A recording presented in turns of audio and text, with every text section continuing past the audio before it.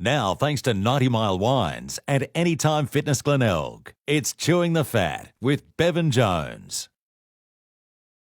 Well, g'day and welcome to a very special SANFL Grand Final edition of Chewing the Fat. It's the Magpies up against the arch rivals, the Bays, this Sunday at the Adelaide Oval. 3:15 kickoff. Can't wait. And a man to talk about it is a man who's won 2 premierships with the Magpies in 1995 and 96, 1986 Magarey medalist, and just recently, well deserved, named in the 2019 SANFL inductee into the Hall of Fame. Greg Anderson, great to Chewing the Fat. Thank you very much. Yeah, fantastic. What a week. Yeah. Grand final week. It's really exciting, and I think because of the two Adelaide sides are out of the AFL race and finals, it's just been so focused on the finals here in for the SANFL, and wow, what a grand final we've got. Yeah. Wow.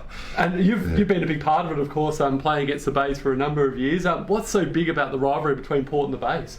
Well, I think it actually goes probably back through the 70s. I mean, we finally won that grand final in 77. You know, there was quite a big drought, and that was against Glenelg, and I think it's just been tremendous rivalry. Maybe the sort of the eastern suburb clubs, Port, and they got that area of West Lakes, and then Port Adelaide and Semaphore, and then you cross over the line there, and then it goes into the Glenelg sort of side of things. So I think there's a bit of history of suburbs, but certainly the two footy clubs are very proud, and for some reason, a lot of rivalry. Yeah, which makes this game great, exactly. So, yeah. And obviously it's a huge game for both sides. The Magpies got over the Bays by 4 points a couple of weeks ago. Bays were probably the best side all year, with winning the minor premiership, and only I think they only knocked off Port twice during the year as well. So yeah, they beat them really convincingly at Adelaide Oval, which I was really surprised. They went there to play footy, Glenelg, let me tell you, and so yeah, you're right. They've been the best side in the year, and they bounced back beautifully last week. I mean, they really played some great footy, and as we discussed, seeing that they. What was it, 3 or 4 points, a couple of weeks ago against the Maggies. So it's just going to be just one of those build-ups that, Glenelg look, like they've got their mojo back, and Port went straight into the grand final, and I think it's going to be a classic. I really do. Yeah, I can't wait. And how do the Maggies knock off the Bays?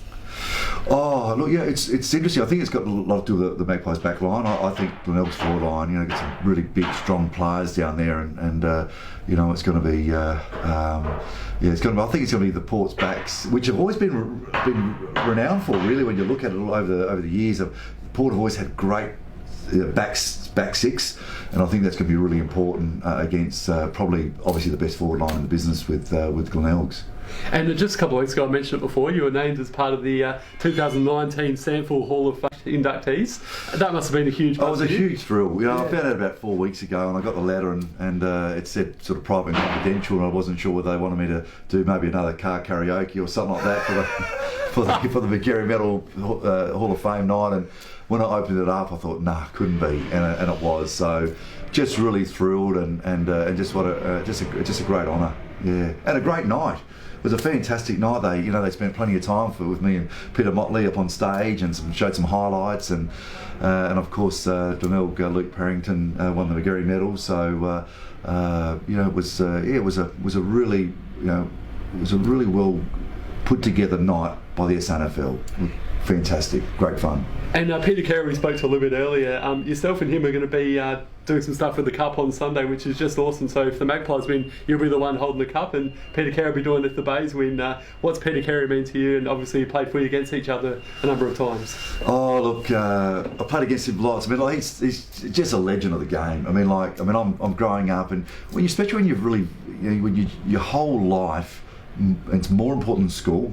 When you're that 12 to probably 15 years of age, it was, footy to me was everything, and Port Adelaide was everything. And as you know, as we discussed, we had such a great rivalry against Glenelg.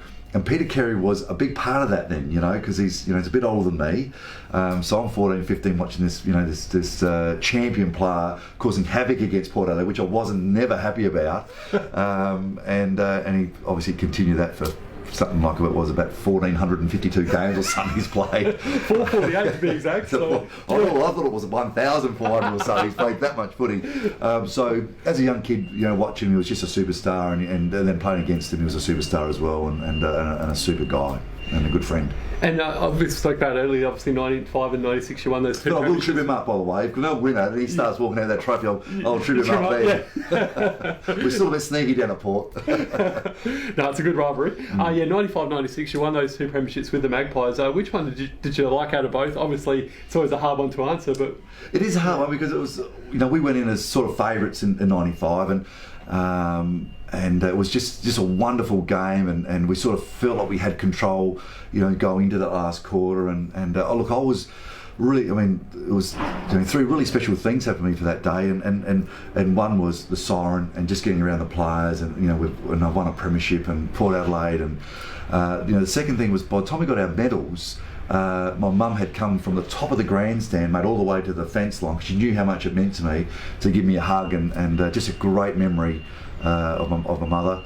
And the third one, I wake up the next morning and me and John Cale were embraced, hugging on the front page of the Sunday Mail, and it's basically the only photo I've got of myself and my in the way of football on my wall at home. It's the only photo I've got. I just love it. It's a great photo. It's actually shown recently on social media, so check that one out. So, and then 96, we didn't go in as favourites. There was no way in the world we were going to win that game, and we just played the perfect game on the most important day of footy, and to win it was something really special. So I thought everyone, it was really a 21, player performance by Port Adelaide to win that game, and we had to have that sort of contribution to beat Centrals that year, and we did.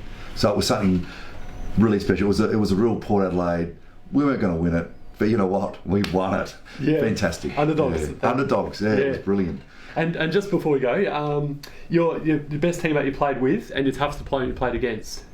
Probably the best team would probably we should have won the grand final in 84. We lost to Nord, and we were probably the favourites, which we went in straight into the grand final, lost by a few points. But that year I played some fantastic fantastic teams. And probably not taking anything away from Port Adelaide in future years, but I got to play with Brian Cunningham, I got to play with Tim Evans, got to play with Russell Evert, I got to play with Tony Giles, I got to play with Kim Kinnear, I got to play with some of my childhood heroes, in the 83, 84. So I think that meant a lot to me as well. So yeah, that was something pretty special. And I played with Brian Cunningham. Oh no! How good's that? I played with Russell Evert. Fantastic. Amazing. Yeah. And your toughest opponents? Obviously, you played against lots of great players, but look, I always found Stephen Stretch really tough to play against. He was just such a great athlete. He was. He just had a massive leap on him, so you never wanted to get caught underneath the fall of the ball, because he'd have his footy boot in the back of your head, and his skills were excellent. So we had some really good battles, some really tough battles, and it's funny. It wasn't like he won one, I won one. We'd probably come off nullifying each other most times, I think there was one game he got one more handball than me.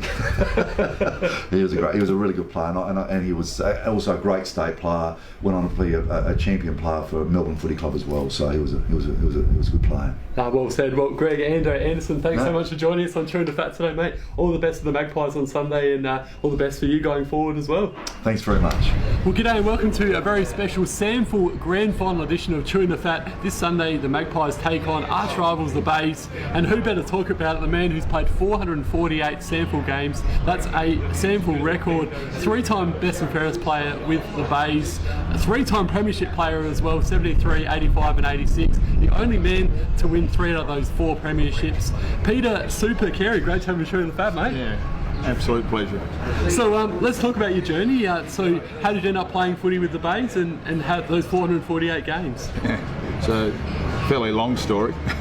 I was actually born in Gawler, and my mother took the kids back to England, spent 4.5 years in England, came back out to Australia, lived in Warrnambool. My dad was always a Glenelg supporter, so he made sure when we moved from Warrnambool back to Adelaide that we lived in the Glenelg area. So I didn't have much choice. My dad made sure that I'd play for Glenelg. So I started playing for Glenelg when I was 15 in the under-17s, played a couple of years with the under-17s, and then progressed through to the league side and made my debut in 1971. And at 73 you won the premiership as well as 85 and 86. Which of those three was your favourite and why? They're all very different. As a 19-year-old kid in 73, I played in the premiership and I thought, here we go, there'll be a lot more premierships to come, and I probably didn't realise then how hard it is to win a premiership. So I waited from 1973, played in a number of losing grand finals, 5 losing grand finals before we played in 85. So in 85 there was a lot of pressure on the club, who had a lot of success without winning premierships, to actually win that 85 premiership. So that was more of a relief winning that premiership. So probably my favourite premiership was 86, where we weren't expected to win. We'd lost Kernahan and McGuinness in 85. North Adelaide were the hot favourites, and going out there in 86 and beating North in 86 I got a lot of pleasure out of it. So probably my favourite one was 86.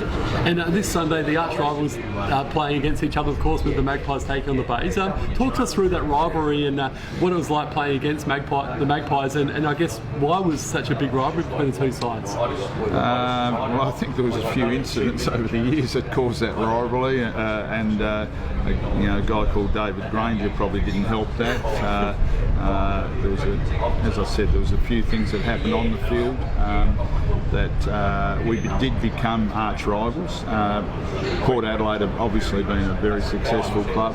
We had a very successful era during the 70s and 80s, and I was lucky enough to play in a lot of wins against Port Adelaide, but unfortunately not in grand finals. So we're yet to beat Port Adelaide in a grand final since 1934. We've only beaten 2 sides in grand finals, and that's North Adelaide and Port. So hopefully we can do it again on Sunday. And this year the Bays have been the minor premiers and had a fantastic season. They lost a couple of weeks ago to the Magpies in a real thrilling game. How do they beat the Magpies on Sunday? What do you think they need to do? Look, I think if we take our best game, we win. We've beaten the Magpies twice during the year. The second semi-final against Port was our first game at Adelaide Oval for a number of our players, the first finals match for a number of our players. So I think that we'll learn a lot from losing to Port. I didn't think we played particularly well. We played in patches. We had a very good 15 minutes in the last quarter, but apart from that I don't think that we played our best footy, and we lost by 4 points, which certainly gives me a lot of confidence that we can do the job on Sunday. I think, as I said, if we bring our best footy, I think we can win it. And a few years ago, the Bays were in all sorts of financial trouble, and it's amazing to see the turnaround with the club. What's your thoughts on sort of where things have turned around and going forward now? What does the club need to do to sort of keep going up and up in terms of from a financial perspective and on the field as well? Oh, look, the guys behind the scenes have done a wonderful job. Nick Chidwidden in particular as president, been president for 7 years, and I'll single out the vice president as well, who's Bomber Whelan. He's done a marvellous job, and other people. Glenn Elliott coming on as CEO 4 years ago. They have really worked hard to get Glenelg back on track. We were in a terrible financial position 4 years ago and came close to shutting the doors. I would have hated to think that could happen, but we're in dire straits. So those guys have worked their butt off behind the scenes, and then we made a very good decision last year in picking Mark Stone as our coach, and he's turned around the playing side. And we've got a group of guys that he's developed last year. We won our last 6 games last year to finish off the season really well, and we've carried it on this year. And this group of guys, I'm really proud of the way they play footy. They really work together. They've got a plan and a process that they follow every week. And as I said, I just hope that they can not pulled off on Sunday. I think they deserve to win, but you've still got to do it on the day, and it'll be a real reward for these guys. We've only got 61 players that have actually played in the Premiership at Glenelg. I'd like that to be 83 after Sunday. I want to add another 22 to that. And these guys have really worked so hard that they deserve to play in the Premiership side. Yeah, it should be a cracking game. And now Nick Chidwin is currently the president, but you're going to be taking over, I've heard, after this season.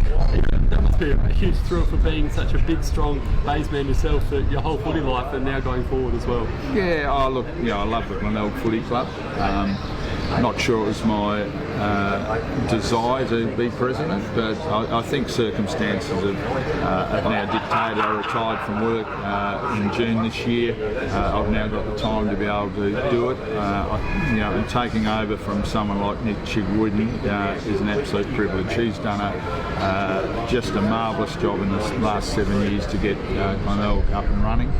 So I take over a club that's in a lot stronger position than it was a few years ago. And let's talk about yourself personally. 2002, you were named as a SANFL Hall of Fame inductee, and you've got the club's record I mentioned earlier, 448 for the Bays.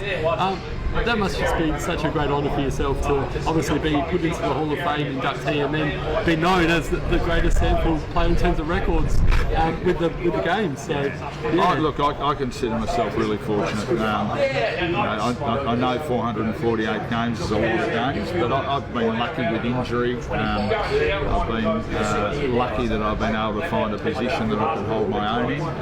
I sort of started out as a centre half forward, and as I got slower, I moved into the ruck and did a reasonable job in the ruck, and it's just been, I wouldn't change it for quids. So I consider myself really lucky, and the plaudits that come along are really nice, but the fact that I've been doing something that I love is sensational. So, getting in the Hall of Fame, absolutely wonderful, but it's about getting out on Saturdays or Sundays playing footy with your mates that I really love. So.